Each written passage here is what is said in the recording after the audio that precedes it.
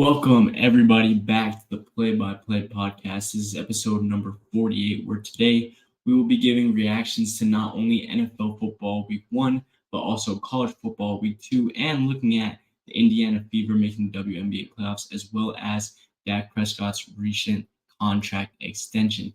If you're watching this on YouTube, please feel free to subscribe, leave a like down below, share with your friends, and please leave a like. And if you haven't already, please feel free to follow us on all social medias, that being TikTok, Instagram, and Twitter. All of the ads will be down below, and there will be a bar popping up right here. On those social medias, you will not only be notified whenever I post another podcast episode, but you will also get to see my instant reactions to breaking news all over in the sports world. So go ahead and follow. And without further ado, let's get into this episode today and begin commentary on what has been a crazy week for the sports world.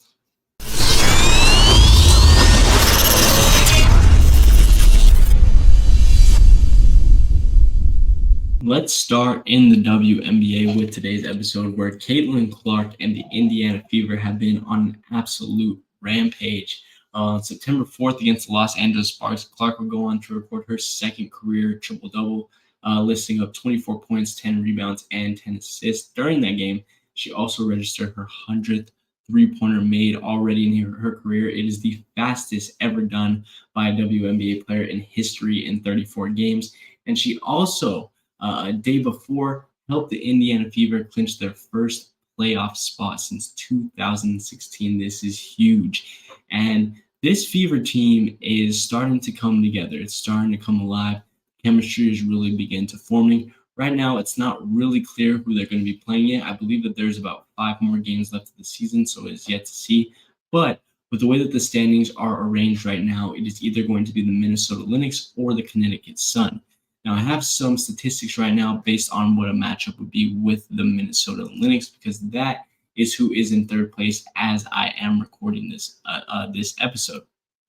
But just going back to the Fever themselves, they have been tremendous, especially the guard play. Veteran guard Kelsey Mitchell has absolutely came alive in this second half of the season and has helped really lead this team, especially when these defenses are scheming against Caitlin. It has been a huge boost to their offensive efficiency because she's able to bring the ball down.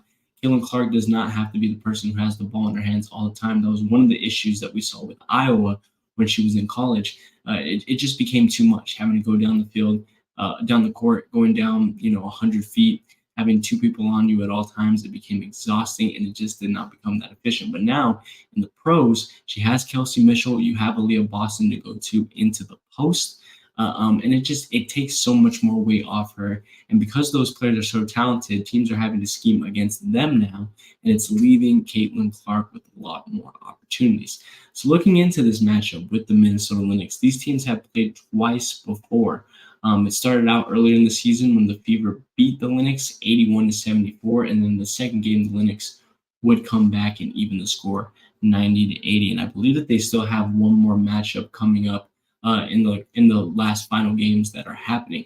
But just looking at them side by side with the statistics I have here in points, these two teams are not that far off. They're not that far off at all. There is minimal difference between each and every single one of these statistics, except for one, which I'll get to in a second. But when you look at points, Fever ranked third right now, averaging 84 games. The Lynx are in sixth at 82.5. You have the Fever in fourth of rebounding at 35.5. The Lynx are in eighth, one of the lowest in the league, but only at 34, only a rebound and a half behind. In assists, Fever ranked fifth at 20. The Lynx ranked first in the league at 23.5. Turnovers, the Fever are fourth with 15.5. The Lynx are seventh, one of the lowest in the league at 14. Field goal percentage, Fever have it in second at 45%, but Lynx trailing just below at 44.8. Three-point percentage, Lynx ranked first at 38.3, but you have the Fever slightly behind them in third at 34.8. Going into advanced stats, the net rating, Fever ranks seventh, one of the lowest in the league at negative 3.2 points on their net rating, while Lynx ranked number 2 with 8.1. And that really just comes down to the defensive capabilities, because when you look at it offensively, the offensive ratings, You have the Fever coming in third at 103.4, the Lynx in fourth at 103. But defensively, the Fever have the worst defense in the league at 11th, giving up 106.6 in defensive rating. And that leaves for what is truly the biggest difference between these two teams, and what I believe will be the difference in this series is the Lynx play much better defense. Not only do they have much better defenders, but they have a lot more length to them. And despite that length, they do not rebound very well, but they are able to get stops. And they do the important thing is they do not give up very many second chance points. Now, what this defensive rating leads to with them is having a much slower pace. You can see that they ranked 11th, last in the league in pace, while the Fever at fourth. But the turnovers are pretty apparent for this Fever team. They play at a very quick speed. They play based off of them outscoring their opponents with the trio that they have with Mitchell, with Clark, and with Aaliyah Boston. But also, they also have some other people that can score around them as well. You have Melissa Smith, one of my favorite players right now in the WNBA, just based off of her versatility. She is someone that I truly believe can play and defend all five positions on that court. She's solid defensively and offensively down low. She could spread the floor at times with her three-point shot, and the versatility is just insane with her.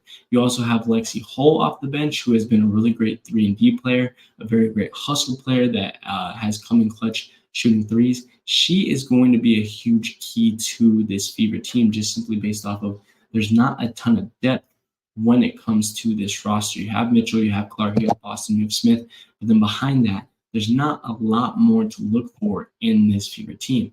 When you look at the Lynx opposing them, you start with Nafisha Collier, who's the star of this team, their top scorer and defender. You also have Diamond Miller, another versatile defensive wing that is very lengthy. Kayla McBride, their lead 3-and-D guard, somebody who gives them much needed three-point shooting. Nearly all of their three-point shooting comes from Kayla McBride. And the big thing with McBride is she's consistent offensively. Now, obviously, Collier and Miller, you're going to see those percentage numbers being higher up because they like scoring in the paint. But when you look at the rest of the team, there's not a lot of huge consistency when it comes to them. So what was the difference in these matchups that we have here? Just looking at my notes that I wrote down a little bit. In the past matches that they had, in the one that the Fever took, Collier and Miller, their top two players, did not play in that game for the Minnesota Lynx. And because of that, you saw Kayla McBride taking a lot more shots, especially from three. So she only went 20% from three. You saw Kelsey Mitchell lead in scoring with 21 points. Aaliyah Boston grabbed 16 rebounds and scored 17. She held a huge presence in the paint without the appearance of Collier and Miller down there. Clark, she only got held to 16. She shot 29% from field goal and 18% from three. So it's clear again that the length and the defensive capability is there. 7 combined points from the Fever bench. That is really incredible to me, the fact that they could have that little amount of points and still win the game.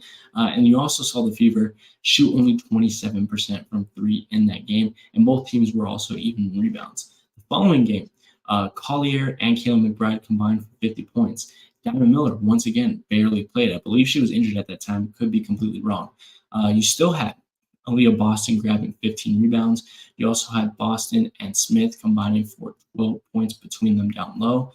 But Kelsey Mitchell only went 20% from three. The Lynx went 50% from the field, and the Fever went on to shoot 24% as a team from three. So it is clear and apparent when looking at these games that the Minnesota Lynx have a huge presence on the perimeter. And that's an issue because that's where the two main players, three main players, the four main players even potentially for the Fever are. In Melissa Smith, Lexi Holt, Caitlin Clark, and Kelsey Mitchell, all of those people work off the perimeter. All of those people look to shoot from the perimeter. All of those people look to make moves to get to the paint off of the perimeter. And they have made it very difficult, not only for them to score the basketball, but to consistently score the basketball. And the Lynx have not had that same issue. And with their great length, they have been able to slowly, not greatly, but slowly neutralize Aaliyah Boston in some ways, whether that is defensively, whether that is offensively, her scoring. they have been able to neutralize her in certain ways, which I think is going to be a big deal. So just looking at this matchup right now from that type of perspective, I'm going to take the Lynx to win this series 2-1. Now, again, this is not confirmed that they're going to play them. It is very, very possible that the Fever go on to play the Connecticut Sun in the first round. But if this is the matchup, which it is right now as I'm recording this video, I would take the Lynx 2-1 because their defensive capabilities, their ability to hold on to the ball with their slower pace, and the way that they match up lengthwise against the great offensive perimeter that the Indiana Fever has. Been really impressed with the Indiana Fever. I think that there is a lot more from them coming in the next couple of years, especially if they can keep this core together. But right now, I think the Lynx are just a little bit too much. I'm going to take a break, drink some water here.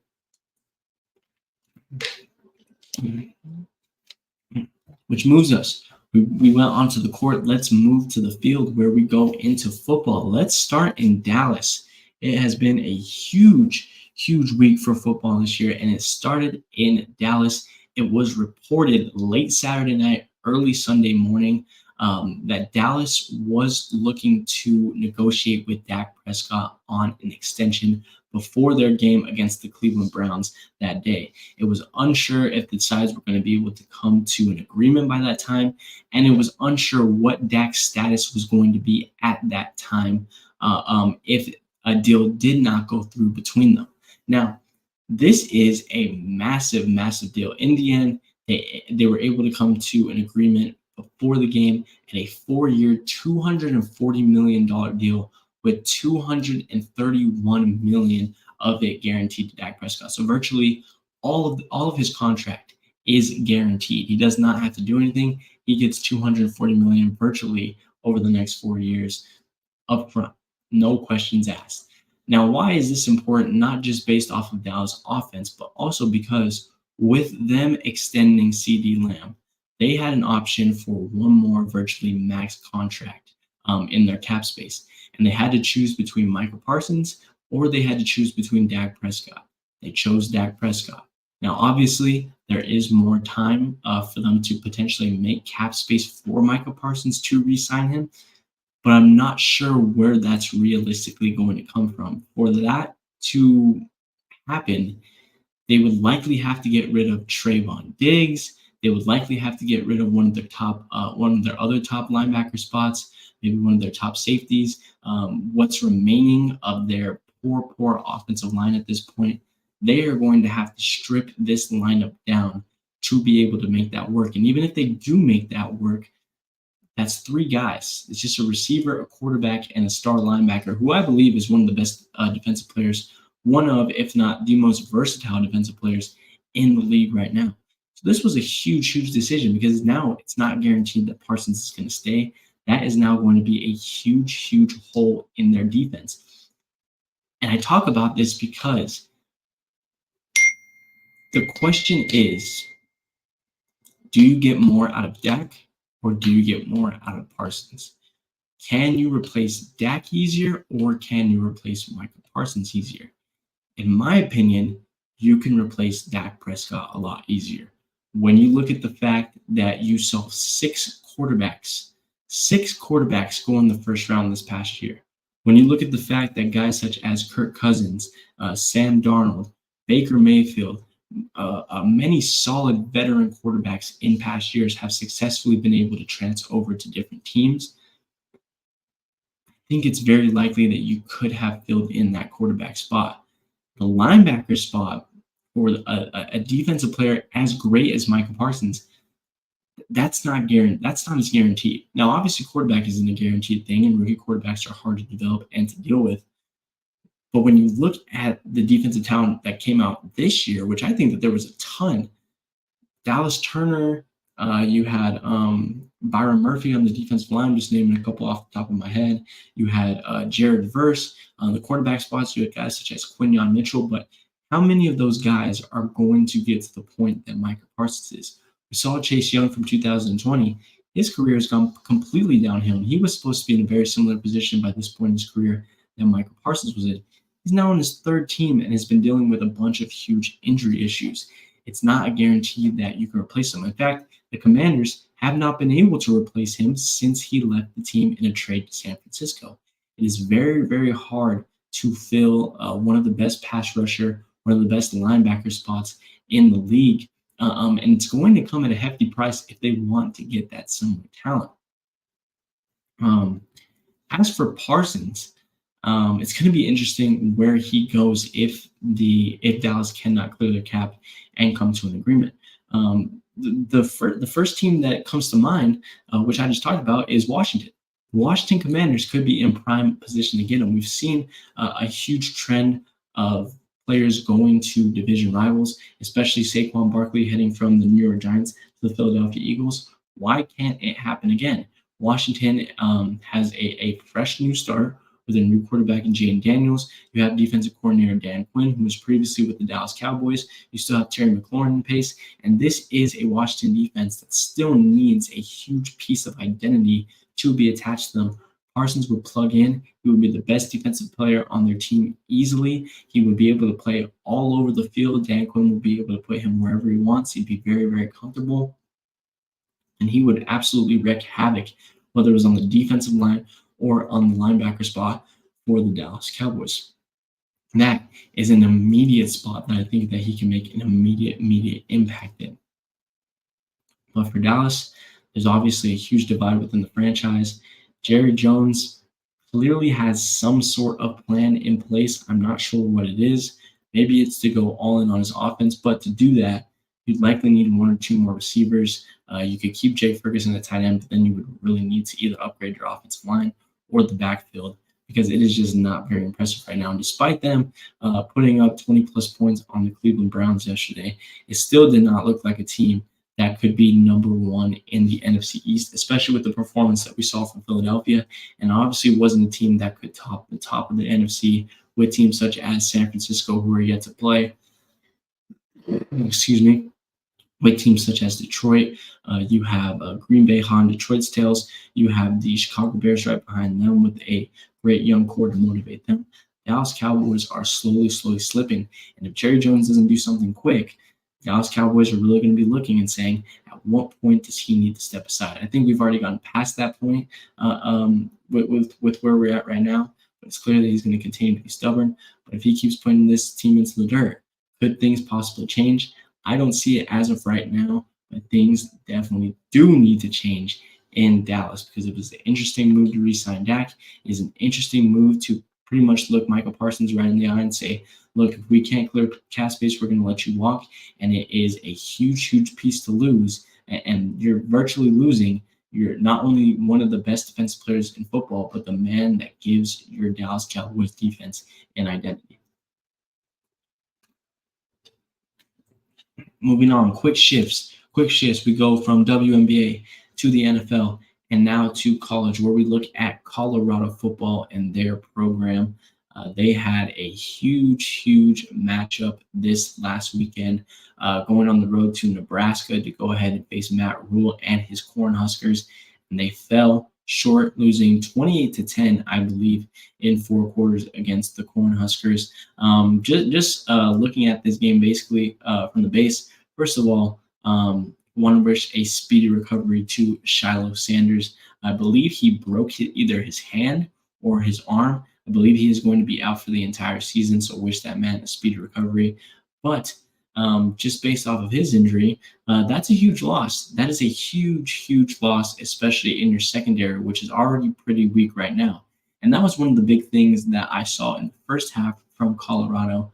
The first signs that they were really cracking and crumbling was the defense was not impressive whatsoever. They weren't able to hold Nebraska at all. Now, granted, in the second half, they were able to adjust. They were able to get a lot more easier 3-and-outs to give the offense some opportunities. But the problem was the offense was not staying on the field a whole lot of times. They began to tire a little bit. They began to give up longer yard plays. They needed to take more. They needed to take more risks when it came to defensively, and the offense continued to let them down despite them getting stopped. And the offense was the biggest struggle of all. The offensive line, I thought they looked okay against North Dakota State. They looked awful on Saturday. And I should have known if a little bit of pressure was getting in against North Dakota State that they were going to struggle against Nebraska. I should have known once Colorado barely beat North Dakota State last weekend that Nebraska at Nebraska was going to be a huge struggle. And that's exactly what happened. The offensive line was absolutely terrible. The running game, they had, I believe, 16 total rushing yards for the entire day. When you do that, your offense is not going to be able to succeed. It doesn't matter what quarterback you have. It doesn't matter what receivers that you have going on the outside. If the running game isn't going well, the pass offense is not going to be able to carry that weight because it is going to become much more predictable. Teams are going to be able to scheme against it, which means that they're going to be more prepared for it. And with Colorado's offensive line, dropping back is not a reliable strategy for them right now. They need to continue to run the ball better, but they cannot run the ball with this poor offensive line.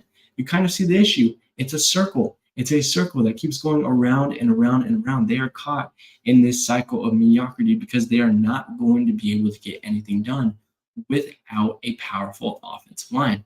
And as for Shedeur Sanders, his performance left a lot to be desired.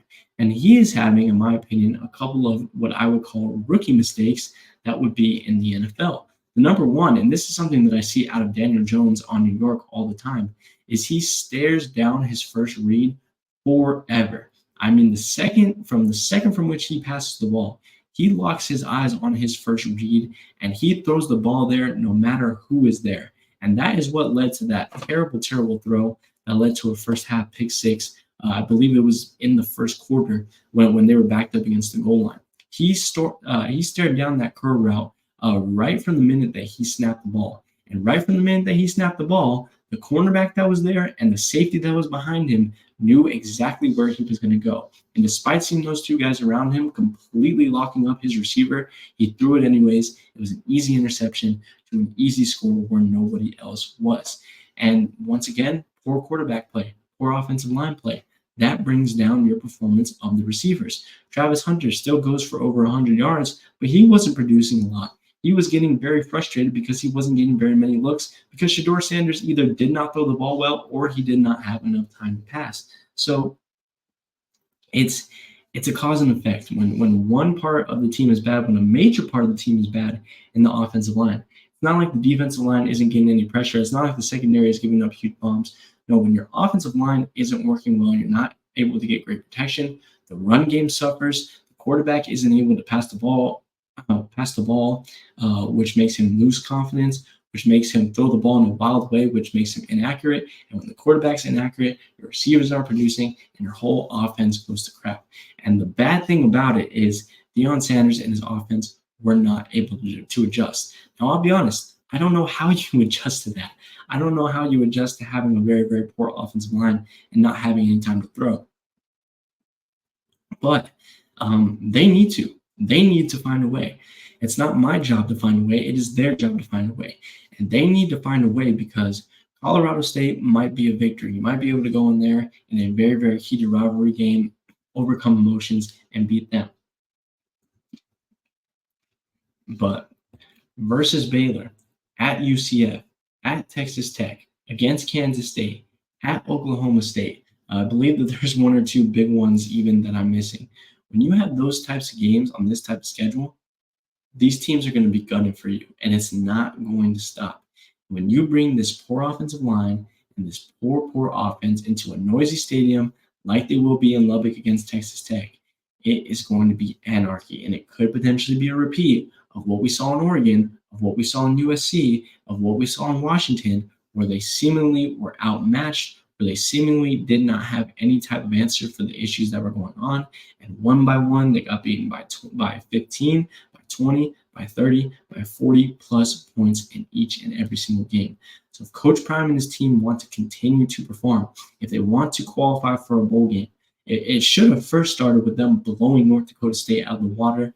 And then again, playing competitive with this Nebraska team. When you look at the score, sure, it was competitive, and sure, Nebraska's offense were struggling at times, but the offense was absolutely abysmal. The defense was giving up everything that they wanted to give up in that first half. They were able to adjust towards the second half, Once again, when you're playing more talented teams, when you're not playing North Dakota State, when you're not playing Matt Rule's Nebraska Huskers, when you're playing Texas Tech, when you're playing Oklahoma State, when you're playing Kansas State, when you're playing these top tier programs in the Big 12, you're going to get 30 put on you pretty quickly. In fact, you might get 30 put on you in the first half. So the defense has to come out with the mentality that they had in the second half from the first half, right from the beginning. The offensive line has to put some dang chip on their shoulders and try to block for their lives. And Shedeur Sanders needs to relax, and he needs to go through his reads. He needs to look at his first read. If it's not there, you look to your second, look to your third, and look for the open man. And finally, the running backs need to get going, because once the running backs get going,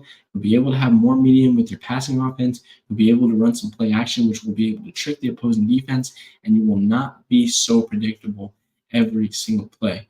Colorado is crumbling. They can still pick up the pieces. They can still fix this, but it is a dangerous schedule ahead, and they are going to need some help. They are going to need to put a chip on their shoulder, and they are going to need to adjust. Coach Prime and his team are going to need to adjust very, very quickly. Which finally, then you go ahead and move on to the morning window, where you have, in my opinion, some very insignificant games. You have the Vikings blowing out the Giants by 22 points. That wasn't really a very great game from the beginning, just simply because Daniel Jones isn't the greatest quarterbacks, and the New York Giants don't have very many weapons. A lot of people might not look at that as being that simple, but to me, it is that simple. Then you have the Saints 47-10 over the Carolina Panthers. And I want to talk more about Carolina's side more than New Orleans. Bryce Young is done. I'm going to say it. I don't want to say that. I don't want to have that opinion. But the kid's career has been destroyed over the course of 2 years by a team that I think I can confidently say is the worst franchise in the league right now.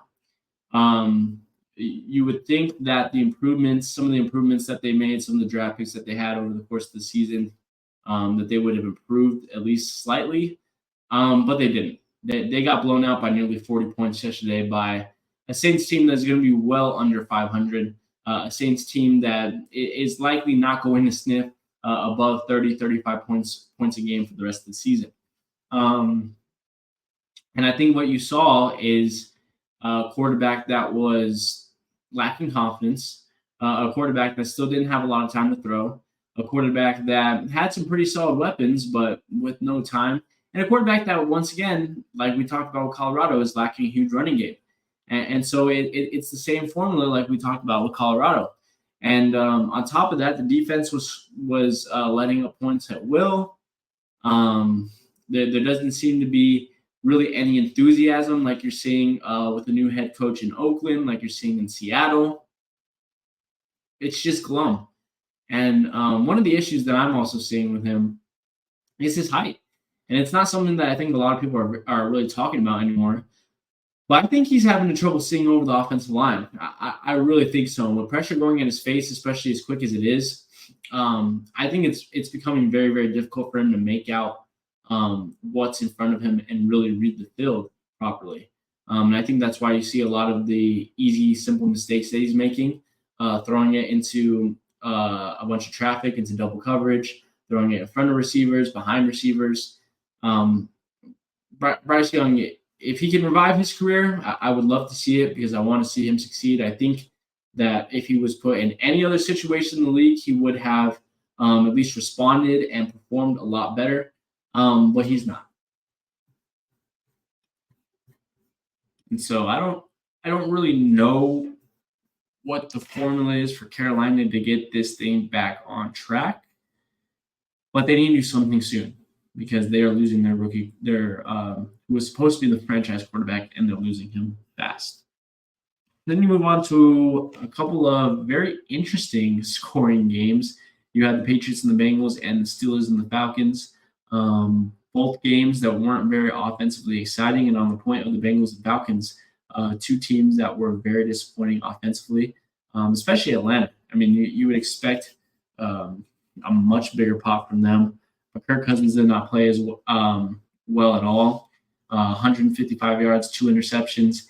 He had TJ Watt virtually breathing down his neck the entire game, which was a huge issue. He wasn't able to move around in the pocket nearly as effectively as he was prior to his Achilles tear. Um, he doesn't look the same, and obviously it's the first game, so you have to take it with a grain of salt and you have to look forward. But I would not be surprised if by next season Michael Penix is the starter. Um, if Cousins continues to put up numbers like that, if he continues to show an inability to be mobile, if he continues to not be able to evade pressure and get to the outside, um, Penix offers that. Penix knows what to do in those situations, and I think that he could very easily take that job within a year if Cousins does not produce the way that the Falcons want him to. The Steelers, not much to talk about with them production wise. Justin Fields was surprisingly put in as a starter after Russell Wilson got hurt. Wilson is very interesting to me, just seeing as he's sitting there on the sidelines in full pads. And I get it, trying to be a team player and trying to help the team out, but it was just very odd to me. But they didn't play exceptionally well, very well either. 18-10. All 18 of their points came from field goals, 6 whole field goals the entire game was really what carried them in it. It was what was able to get them extra yards and get them into range. Fields had an okay day. He had a couple of really solid runs. But I think the difference between him and Russell Wilson is just going to be the fact that he's younger, he's more mobile, he can throw the ball down the field a lot better. He's more confident at this point in time. I think Wilson's confidence is completely zapped. And I think that's the bulk end of it. The Bengals Patriots. There needs to be a study done. There needs to be a study done on the Cincinnati Bengals. Since Joe Burrow has been drafted, I believe that they have lost every single Week 1 game of his career, and they do it here again to a team that originally a lot of people had as the worst team in the league, in the New England Patriots, a team that nobody thought would have any type of offensive production. They produced, and the Cincinnati Bengals didn't whatsoever. You're seeing the impact of the loss of Joe Mixon, their inability to run the ball. You're seeing the loss of the impact of T. Higgins not being there. They were able to hone in on Jamar Chase the entire game, and the offensive line continues not to perform. And I look at this Bengals team, and I ask myself how they were able to ruin this. This was a team that 3 years ago went to the Super Bowl. This was a team that was one play away from winning the Super Bowl, and now this is the spot that they're in. They don't have a prestigious starting running back. They don't have really even 3 offensive linemen, let alone 5. 2 of their star receivers were begging for a contract extension. One of them is still begging for one, and is likely did not surprisingly sit out for this game. And the defense does not have very much of an identity outside of the pass rusher Trey Hendrickson. They were a Super Bowl team, and they've gone to the gutter, and it's very disappointing to see. But I didn't really expect anything less from Bengals management and Bengals ownership. They've been cheap in their entire history. They've never really been able to get over the hump, except for one time when they made it to the Super Bowl, I believe in the late 80s, I think it was. So it's just how it's going to be. But I hope that they can turn it around, because 3 years ago, they were one of the most talented teams, and they were able to give the Kansas City Chiefs a run for their money. Then you have a couple of more exciting, more pressed action games. You had the Texans and Colts, a game that was probably my game of the day. This was a really, really entertaining game to watch. In my opinion, this AFC South is the most talented and the most competitive that we've seen in the past couple of years. I think that if all 4 teams can turn things around the right direction, all 4 of them could easily compete for a playoff spot this year. And starting this game with the Texans and Colts, loved how the Texans looked offensively. CJ Stroud looks like he has not lost one step. And I think him having some actually upgraded weapons with Stephon Diggs, Joe Mixon looked as explosive as ever. It looked at what the Texans were last year, which was young. It was motivated. It was highlight play central. Nico Collins had a really, really great day, making some great catches down the sidelines, over his shoulder and whatnot. Like I said, the running game was great, so they were able to mix it in. And they beat a really solid Colts team that also had a really great day. And in my opinion, they would have beat really anyone in the league if they had played them. Anthony Richardson had a couple of struggling moments. He did miss some deep passes to Adonai Mitchell down the sideline that could have led to a touchdown, but the arm strength is incredible. I mean, being able to throw down the field 40, 50, 60 times, The fact that, once again, you have Jonathan Taylor in the backfield, you have a pretty balanced offense in that, and he has some really solid weapons. I think he just needs to start forming chemistry and forming bonds with Pittman, with Mitchell. It seems like him and Alec Pierce, that was really his top receiver of the day, which was really, really surprising. A guy that came out of nowhere. That seemed to be his top target. So if he can start to get locked in with a couple of others, with a couple other of his targets, this Colts offense is going to do even better than they did yesterday, scoring 27 points. Then you had the Cardinals and the Bills. The Bills ran probably one of the weirdest offensive schemes that I have seen in football, because they tried to limit the pass attack. They tried to limit Josh Allen throwing, just seeing as he didn't have a lot of weapons to work with. And they basically ran a read option. Students from New Mexico State, you know that Coach Cal Diego Pavia offense that's now at Vanderbilt. That read option New Mexico State offense, it's virtually what they ran the whole game. They ran through Josh Allen running the ball and James Cook running the ball.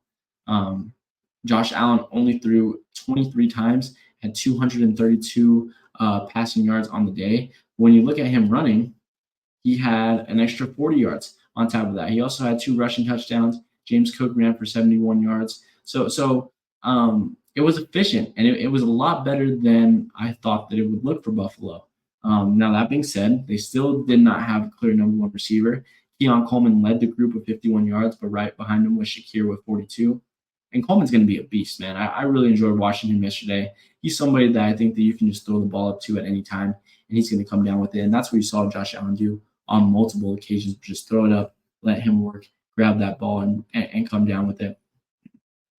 So that was super, super fun to watch. And I have changed feelings about the Bills. I think that they're going to compete, that they're going to be at the top of their game and potentially at the top of the division once again, if they can go ahead and move this into their tougher division spots with the Dolphins and the Jets. Speaking of the Dolphins, they beat the Jacksonville Jaguars. Speaking about the AFC South too, the Jacksonville Jaguars, they beat them by 3 in a mega comeback yesterday, 20-17. I didn't love what I saw here from Miami. More specifically, I didn't love what I saw from Tua Tagovailoa. We're still in this weird spot with Tua, where he did put up insane numbers. 340 yards, clean 23 of 37 passes, and a touchdown is great. Do not get me wrong. But there were some pretty bad misses. There were a lot of throws that he had that were simply just lobs that had absolutely no power or spiral behind it. They were just complete lofts over the middle of the field that if you faced a better defense and a way better secondary, they would have been picked off and they would have been turned into huge opportunities. So there still needs to be some improvement there. I think that there needs to be a real talk with him and telling him that he needs to put a lot more pop into his throws if he's going to continue to succeed. Because I get it, if you're throwing a drag route to Jalen Waddle or Tyreek Hill over the middle, I understand that you lob it up. But when you're doing 5-yard slant routes, when you're doing an out route, when you're doing a check down to your running back, those throws need to be crisp. And they just simply weren't. And I think that's why you saw Miami struggle, particularly in that first half, is because he just wasn't being consistent and able to get things going. Titans and Bears, we saw the debut of Caleb Williams yesterday, which was very fun to see. Now, that being said, once again, I didn't really enjoy the performance from Caleb Williams. I don't think that all the hype that has been around him, that was a performance that matched up to that hype. There were flashes. Sorry, taking another drink of water. There were flashes here and there that showed me that he could potentially be a really great quarterback in this game. But to say that he is going to be one of the next great quarterbacks, that he's going to be the defining quarterback of this next generation, to say that he is going to be on the level of Patrick Mahomes, Tom Brady, Joe Montana, that's not what I saw yesterday. He looked like a rookie quarterback. He had a lot of pressure in his face from a bad Bears offensive line. And he more than ever continues to try and run his offense his own way by trying to improvise, by trying to roll out of the pocket. And he does not look comfortable inside of the pocket. And I think that's what you saw from the Titans towards the beginning of the game. They ran a rush that worked to contain him off of the outside. They tried to keep him in the pocket as much as possible because he does not do a great job at reading defenses. He does not do a great job at progression passing. He does not do a great job when he's not running outside and throwing the ball around with his head cut off. And that's where you continue to see most of his success. He did great off the play action yesterday, throwing across his body and getting pop off that ball. But when you put him in a simple spot where he is in the shotgun, hiking the ball and dropping back, he did not look comfortable. He did not look like he knew how to read the field. And despite him having some incredible offensive weapons, of course, it's going to take some time to build chemistry with them. There was little production. There was very little production. He only had 93 passing yards yesterday, guys.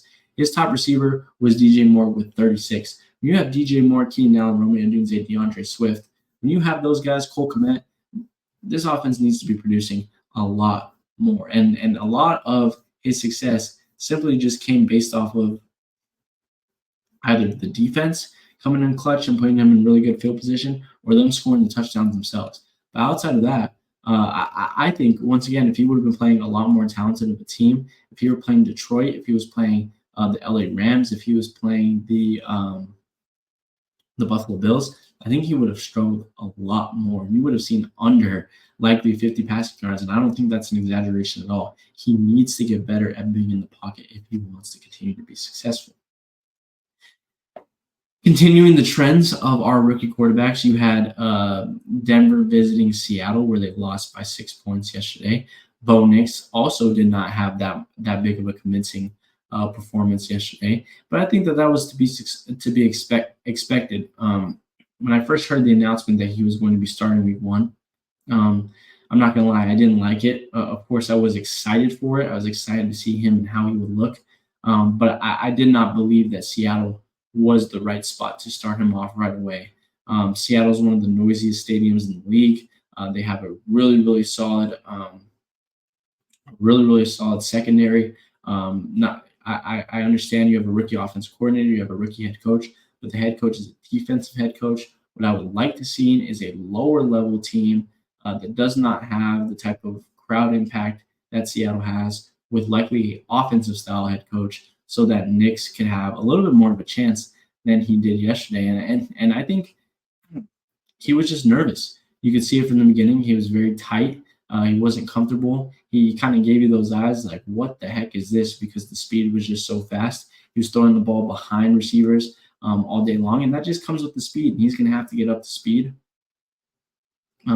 He's going to have to get used to it. Bronco fans are going to have to be patient. He's not going to be great right away. I still believe that he can be solid. I don't think that this performance just washes all the hype away from him.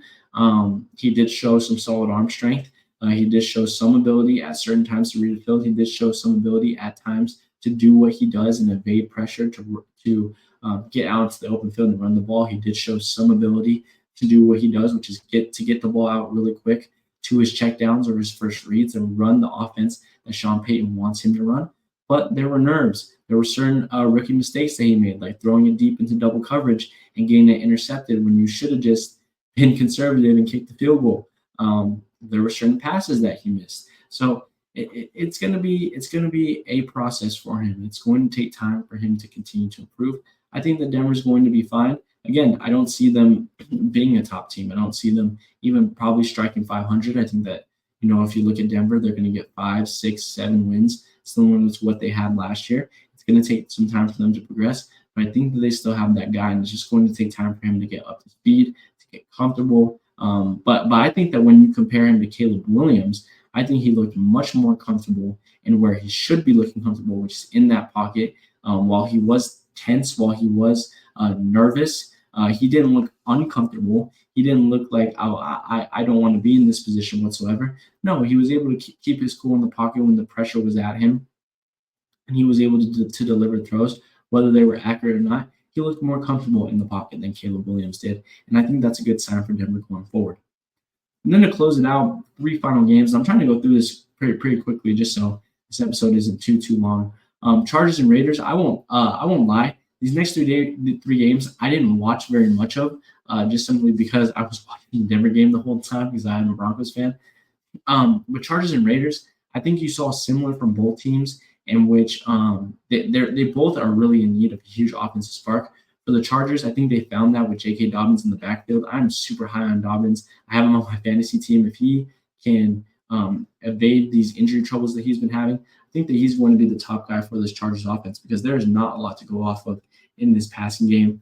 He had 135 yards in the day. To just put it into perspective, Lad McConkey was the top receiver yesterday with 39 yards. Herbert had 140 yards total passing. So it's clear that they're going to have to rely on this running game to give them much more opportunity. And I think that Dobbins is going to do that.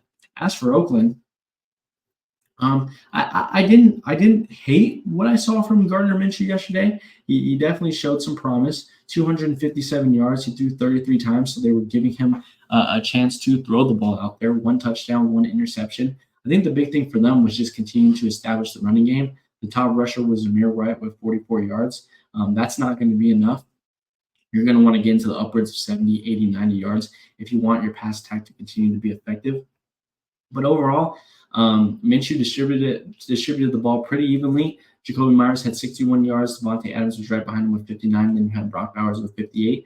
So he distributed the ball pretty evenly. I just think that there's not a lot of pop. There's not a huge guy. And I know that you would say Devontae Adams. But let's be clear. Teams are going to be scheming against him. He's not going to be able to just come out and have 100, 200 yards like he did in his prime. That's just not how it's going to be. So they're going to need to find another spark for them.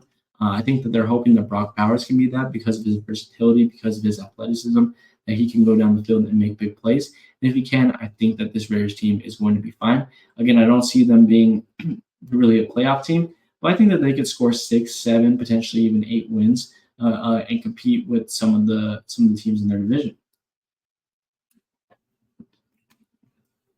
And then the last 2 games, you had Cowboys, Browns, and then Commanders, Bucks. Not really going to speak much on the Cowboys because we talked about them a little bit earlier, and I did not watch the game very much. But as for the Commanders, I just want to go into Jaden Daniels' performance, which I thought was probably the best of the rookie quarterbacks that we saw from today. Now, no touchdowns for him. And one thing that I really saw that I didn't really understand from Dan Quinn, and it's so difficult when you have a rookie quarterback and you have a defensive-minded coach. They weren't allowing him to throw the ball very much, and I don't see how that helps him. It would help him if he continues to just get reps. He should be throwing 30 to 40 times a game easily. This Commanders team isn't going to win much this year. Continue to get him the reps. Continue to get him to start to read and go through his progressions and start to see the field better. 24 times is not enough. I would like to see at least 30. But he was pretty consistent. He only missed 7 throws on the day. Didn't make too many great mistakes. And where he was really, really efficient was in that rushing game. His improvisation was incredible running the ball. He had 88 yards, led them for rushing on the day over Brian Robinson Jr. and Austin Eckler combined, and then ran for 2 rushing touchdowns. So he's prolific. He's going to light you a spark. He's going to give you some big-time plays when you need them. And he's going to be able to turn plays. I've said this all the time. He's going to be able to turn plays that are dead into huge, huge plays down the field, just simply based off of he's so talented with his legs. But if I'm the Commanders, once again, have the man throwing 30 to 40 times, get him the reps, get him the experience, because he's going to need that, and it's going to be able to help him in the future of his career. You have an okay team to do it. Have the man get his reps. That's all for me today, guys. A much longer video than we normally have, but I wanted to try to get through all of week 1. The Jets and the 49ers are playing as we speak, so I'm going to have to go ahead and watch that game. But I want to thank you guys for tuning in. Again, if you're watching this on YouTube, please feel free to subscribe, like the video, share with your friends, comment down below, and if you haven't already, please follow us on all social medias.